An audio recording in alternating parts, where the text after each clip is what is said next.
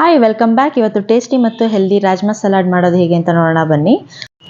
First ಚಿಕ್ಕದೊಂದು mixie jar ತಗೊಂಡು ಅದಕ್ಕೆ ಚಿಕ್ಕ ಪೀಸು ಶುಂಠಿ, ಒಂದು 4 ಬೆಳ್ಳುಳ್ಳಿ, ನಾನಿಲ್ಲಿ 4 ಹಸಿಮೆಣಸಿನ್ಕಾಯಿನ ತೊಗೊಂಡಿದ್ದೀನಿ. ನೀವು ನಿಮ್ಮ ಖಾರಕ್ಕೆ ತಕ್ಕಂಗೆ ಹಸಿಮೆಣಸಿನ್ಕಾಯಿನ ಹಾಕೋಬೋದು. ಖಾರ ಕಡಿಮೆ ತಿನ್ನೋಂಥವ್ರು 1 ಅಥವಾ 2 ಹಸಿಮೆಣಸಿನ್ಕಾಯಿನ ಹಾಕ್ಕೊಂಡ್ರೆ ಸಾಕು.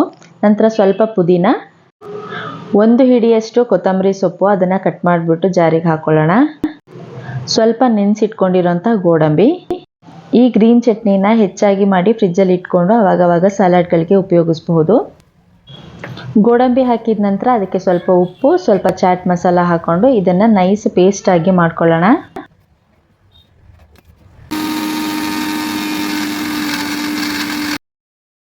ಇಷ್ಟಾದರೆ ಸಾಕು. ನೆಕ್ಸ್ಟ್ ಒಂದು ಬೌಲ್ ತಗೊಂಡು ಅದಕ್ಕೆ 1 ಕಪ್ಪಷ್ಟು ಬೇಯಿಸಿರೋಂಥ ರಾಜ್ಮಾ ಹಾಕ್ಕೊಳ್ತಾ ಇದ್ದೀನಿ. ರಾಜ್ಮಾ ಬಂದು ಪ್ರೆಸ್ ಮಾಡಿದಾಗ ಈ ರೀತಿ ಹೊಡ್ಕೊಳ್ಬೇಕು, ಇಷ್ಟು ಬೆಂದಿರಬೇಕು. ಅದನ್ನು ಒಂದು ಸ್ಮ್ಯಾಶರಲ್ಲಿ ಒಂದು ಸ್ವಲ್ಪ ಲೈಟಾಗಿ ಸ್ಮ್ಯಾಶ್ ಮಾಡ್ಕೊಳ್ಳೋಣ ಸಾಕು, ಜಾಸ್ತಿ ಸ್ಮ್ಯಾಶ್ ಮಾಡಬಾರ್ದು. ನೆಕ್ಸ್ಟು ಕಟ್ ಮಾಡ್ಕೊಂಡಿರೋಂಥ ಅರ್ಧ ಟೊಮೆಟೊ, 1 ಈರುಳ್ಳಿ, ಅರ್ಧ ಸೌತೆಕಾಯಿ ಇದನ್ನು ಹಾಕ್ಕೊಳ್ಳೋಣ. ನೆಕ್ಸ್ಟು ಒಂದು ಚಿಕ್ಕ ಬೌಲ್ ತೊಗೊಂಡು ಅದಕ್ಕೆ ಆಲ್ರೆಡಿ ಪೇಸ್ಟ್ ಮಾಡ್ಕೊಂಡಿರೋದನ್ನು 1.5 ಟೇಬಲ್ ಸ್ಪೂನ್ ಅಷ್ಟು ಹಾಕ್ಕೊಳ್ತಾ ಇದ್ದೀನಿ.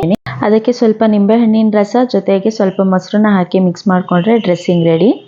ಮೊಸರನ್ನ ಹಾಕ್ಕೊಂಡು ಮಿಕ್ಸ್ ಮಾಡಿಕೊಂಡಾಗ ಈ ರೀತಿಯಾಗಿ ಲೈಟ್ ಗ್ರೀನ್ ಕಲರ್ ಆಗಿ ಬರುತ್ತೆ, ನೋಡೋಕೆ ತುಂಬ ಚೆನ್ನಾಗಿರುತ್ತೆ.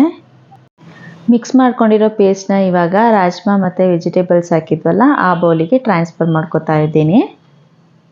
ಗ್ರೀನ್ ಕಲರ್ ಪೇಸ್ಟ್ನ ಹಾಕ್ಕೊಂಡ ನಂತರ ಇದನ್ನು ಚೆನ್ನಾಗಿ ಮಿಕ್ಸ್ ಮಾಡ್ಕೊಳ್ಳೋಣ.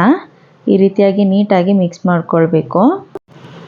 ಕುಕ್ ಆಗಿರೋ ರಾಜ್ಮಾನ ಹಾಗೆ ಹಾಕೋಬೋದು. ನಾನಿಲ್ಲಿ ಲೈಟಾಗಿ ಸ್ಮ್ಯಾಶ್ ಮಾಡ್ಕೊಂಡಿದ್ದೀನಿ, ಯಾಕಂದರೆ ಈ ಗ್ರೀನ್ ಕಲರ್ ಡ್ರೆಸ್ಸಿಂಗ್ ಇದೆಯಲ್ಲ ಇದನ್ನು ಹಾಕ್ಕೊಂಡಾಗ ಚೆನ್ನಾಗಿ ಬ್ಲೆಂಡ್ ಆಗುತ್ತೆ, ತಿನ್ನೋವಾಗ ಟೇಸ್ಟ್ ತುಂಬ ಚೆನ್ನಾಗಿರುತ್ತೆ.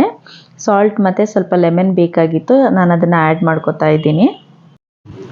ಖಾರಕ್ಕೆ ನೀವು ಗ್ರೀನ್ ಚಿಲ್ಲಿ ಬದಲಿಗೆ ಪೆಪ್ಪರ್ನ ಕೂಡ ಉಪಯೋಗಿಸ್ಕೊಳ್ಬಹುದು.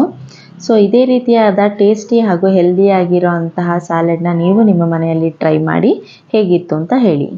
ಹಾಗೆ ನಮ್ಮ ಚಾನಲ್ನ ಇನ್ನೂ ಸಬ್ಸ್ಕ್ರೈಬ್ ಮಾಡದೆ ನೋಡ್ತಾ ಇದ್ದರೆ ದಯವಿಟ್ಟು ಮೊದಲು ಸಬ್ಸ್ಕ್ರೈಬ್ ಮಾಡ್ಕೊಳ್ಳಿ, ಹಾಗೆ ಪಕ್ಕದಲ್ಲಿರೋ ಬೆಲ್ ಐಕಾನ್ನ ಕ್ಲಿಕ್ ಮಾಡಿ. ಇದೇ ರೀತಿಯಾಗಿ ಸಪೋರ್ಟ್ ಮಾಡ್ತಾ ಇರಿ ಅಂತ ಹೇಳ್ತಾ ಥ್ಯಾಂಕ್ಸ್ ಫಾರ್ ವಾಚಿಂಗ್.